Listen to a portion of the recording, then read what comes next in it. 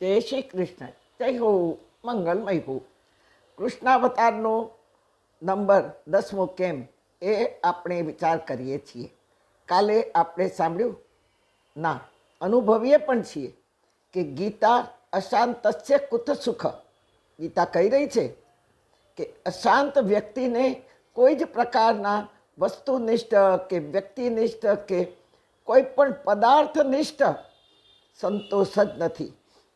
હજી જોઈએ એટલે લોભ, લાલચ. ક્યાંથી મળે આ લાલચ? માં ગીતા 16મા અધ્યાયમાં નરકના દ્વારનું વર્ણન કરીને આપણને કહી રહી છે, બેટા યાદ રાખજે, આ 3 નરકના દરવાજા છે. ત્રિવિધમ નરકસ્યેદમ દ્વારન્નાશનમાત્મ્યનમ કામક્રોધસ તથા લોભ તસ્માદે તત્ર યન્ત્યજે. જુઓ, ત્રિવિધન 3 દ્વાર. ભૂલમાં આ દરવાજામાં પ્રવેશ કર્યો કે પૂરાઈ ગયો, પાછો આવી જ નહીં શકીશ. મોટા મોલમાં દરવાજા આપણે ખોલવા નથી પડતા. આપણે પગ મૂક્યો કે એની મેળે જ આપણા પગના સ્પર્શથી સેન્સરથી ખોલી જાય, ખોલવો ન પડે. પછી મોલમાં પ્રવેશ્યા કે જાતના ડ્રેસ, જાતના ઇલેક્ટ્રિક સાધનો, રમકડાઓ, ખાવા પીવાની ચીજો, શૂઝ, ચપ્પલો, કાચના કોર્નિંગવેરના વાસણો, ગિફ્ટની આઇટમો જેવી અનેક લોભામણી વસ્તુઓ, જ્વેલરીઓ, આ બધું જોવામાં સાંજ પડી જાય. મોલ બંધ થયાનો સમય થઈ જાય. ત્યાંનો કર્મચારી સાયરન વગાડે કે હવે નીકળો. ત્યારે દરવાજા એને ખોલી નાખ્યા હોય. આ આપણા જીવનની રોજની ઘટના છે. તેથી માં ગીતા કહી રહી છે, કામ ક્રોધસ તથા લોભ. આ ત્રિવિધન નરકસ્યેદમ, 3 નરકના દ્વાર છે. દ્વાર એટલે દરવાજા શબ્દમાં કહી રહી છે. બહુ જ ચેતવાની જરૂર છે. તેથી પહેલું પગથિયું આપણામાં વરાહ અવતાર થવો જોઈએ. વરાહ એટલે સંતોષનો અવતાર થાય તો જ 10મે પગથિયે રાહ જોઈને ઊભેલો કૃષ્ણ કે જે આનંદ સ્વરૂપ છે તે આપણી રાહ જુએ છે.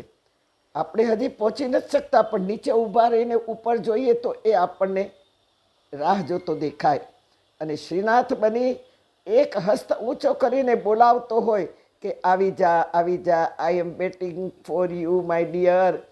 કૃષ્ણનું આ શ્રીનાથજીનું સ્વરૂપ આનંદ સ્વરૂપ છે, અલૌકિક અવિસ્મરણીય સ્વરૂપ છે. પણ શ્રીજીને મળવા હજી બીજા 8 પગથિયા આપણે ચડવાના છે. આપણને કોણ લઈ જશે શ્રીજી પાસે? તો આવો યમુનાજીને વિનવીએ. સ્વરચિત વિનવણી સાંભળો.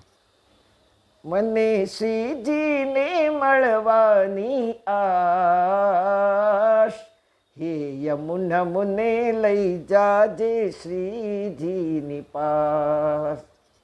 નહીં જાણું તારા શ્રીજીનું ધામ, હે યમુના મુને લઈ જાજે શ્રીજીની પાસ. શ્રીજીએ ધેનું ચરાવી તારે કાંઠડે, શ્યામ રંગ રંગ્યું શ્રીનાથ તારે કાંઠડે. ભલે થવું પડે કદંબ કેરી ડાળ, હે યમુના મુને લઈ જાજે શ્રીજીને પાસ.